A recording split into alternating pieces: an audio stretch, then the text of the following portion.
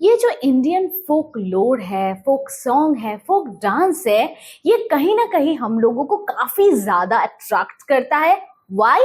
क्योंकि ये जो फोक लोर है, फोक सॉन्ग है, इसमें जैसे लगता है कि जैसे हमारे इंडिया के मिट्टी मिला हुआ है, इंडिया की कल्चर, हर एक ट्रेडिशन के बारे में बताता है, राइट? जैसे इंडिया में एक फोक लोर, फोक डांस, ये सब है, ऐसे ही वेस्टर्न कल्चर में भी फोकलोर, फोक सॉन्ग्स है, एंड ये जो है वहां का एक्चुअली कल्चर, ट्रेडिशन के बारे में बताता है। लेकिन ये जब नेशनलिज्म के साथ मिल जाता है तो क्या होता है? चलो इसी टॉपिक पे आज हम बात करते हैं। नेशनलिज्म क्या है इसको भी हम जान लेंगे। So hi, my name is Shipra, Minsha academy में आप सभी का बहुत बहुत स्वागत है। यहाँ पे आपको 2D एंड 3D एनिमेशंस के मदद से बहुत सारी चीजें जानने को और सीखने को मिलता है। So let's start. जैसे कि मैंने बताया, जैसे इंडिया में फोकलोर है, वैसे वेस्टर्न में भी जो है फोकलोर है, एंड जो कि वहां का कल्चर, वहां का क्या ट्रेडिशन है, उसके बारे में हम लोगों को बताता है, राइट? सो ये जो नेशनलिज्म है, इसका जो विकास है, नेशनलिज्म क्या है? मतलब जाति के लिए प्यार, अपने देश के लिए प्यार। ये जो उस समय जब लोगों के पास कोई अपना फ्रीडम नहीं था, तो उस समय लोगों के अंदर ये नेशनलिज्म का फीलिंग लाना काफी इंपॉर्टेंट हो गया था, और इसी वजह से जो है ये फोकलोर को इतना इंपॉर्टेंस दिया गया था। आपको क्या लगता है कि नेशनलिज्म का फीलिंग बढ़ाने के लिए क्या सिर्फ वर्ड जरूरी है? नो। इसमें अगर देखा जाए तो कल्चर जो है वो भी एक काफी इंपॉर्टेंट रोल जो है प्ले करता है, जो कि हमारे अंदर नेशनलिज्म क्या है इसको, फीलिंग्स को समझाता है। अगर चले जाते हैं रोमांटिसिज्म की तरफ, तो ये भी एक कल्चरल मूवमेंट है।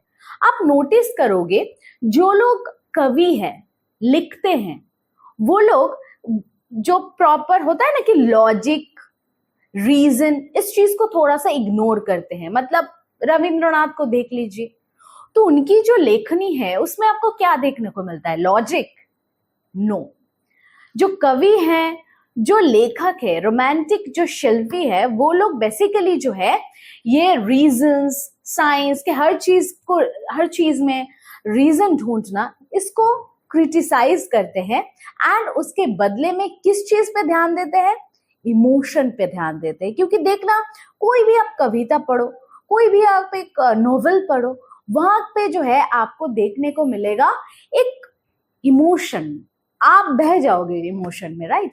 तो ये जो लेखक है, बेसिकली ये लोग इमोशन पे ध्यान देते हैं, रीजंस में नहीं ध्यान देते हैं।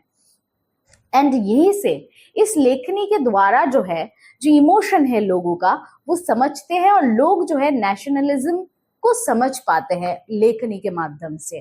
तो बेसिकली उन लोगों का एफर्ट, मतलब वो लोग क्या एफर्ट दे रहे थे? वो लोग ये कोशिश कर रहे थे कि हमारा जो कल्चर है, जो ट्रेडिशन है, जो हेरिटेज है, बेसिकली लोगों तक पहुंचे, लोगों के अंदर इस चीज को लेके, सब कुछ लेके एक नेशनलिज्म का फीलिंग जो है बनते रहे। ऐसे ही एक जर्मन फिलोसोफर थे जिनका नाम था जोहान गॉटफ्राइड हर्डर। तो वो एक ट्रू जर्मन थे बेसिकली, एंड उन्होंने क्या बताया?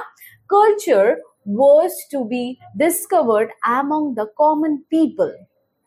लोगों, जो कॉमन पीपल है, बेसिकली उनको लगा कि कॉमन पीपल के अंदर से ही जो ये कल्चर जो है, इस चीज को हम डिस्कवर सही तरीके से कर पाते हैं, जो एकदम मिट्टी से जुड़े हुए होते हैं लोग। सो बेसिकली यहाँ पे देखो, जो फोक डांस है, उस फोक डांस बोलो, फोक सॉन्ग बोलो बेसिकली, तो उसको true spirit of the nation माना गया है। हमारा नेशन, हमारा जाति का अगर ट्रू स्पिरिट कुछ है, so that is actually folk dance and folklore. So basically क्या देखा गया कि एक समय पे जो है collecting and recording these forms of folk culture was essential। लोगों को लगा कि ये जो फोक कल्चर, फोक सॉन्ग है, वो कहीं ना कहीं अबोलिश हो रहा है, तो इस चीज को रोकना है, और इसी के लिए कुछ लोग जो है इस फोक सॉन्ग को कलेक्ट कर रहे थे एंड रिकॉर्ड कर रहे थे। अब जैसे कि मैंने बताया कि उस समय की बातें बहुत पुरानी, तो इस समय पे सब लोग जो है लिटरेट नहीं थे, तो सब लोग पढ़ पढ़ के नेशनलिज्म क्या है इस चीज को समझ नहीं पाते थे। लेकिन through folk songs, folk dance, इसके द्वारा क्या होता था कि लोग को पढ़ना नहीं होता था, वो सुन के या फिर देख के समझ पाते थे उस फीलिंग को।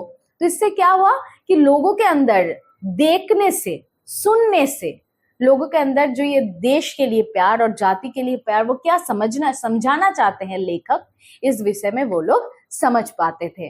इसीलिए अगर हम 18वीं सेंचुरी के बात करें तो उस समय प्रशिया, रशिया, ऑस्ट्रिया जो है, इसमें काफी ज्यादा फोक लोर एंड फोक सॉन्ग को जो है इंक्लूड किया गया है। फॉर एन एग्जाम्पल मैं बता सकती हूँ, जिनका नाम है कैरल क्रोनिव्स्की।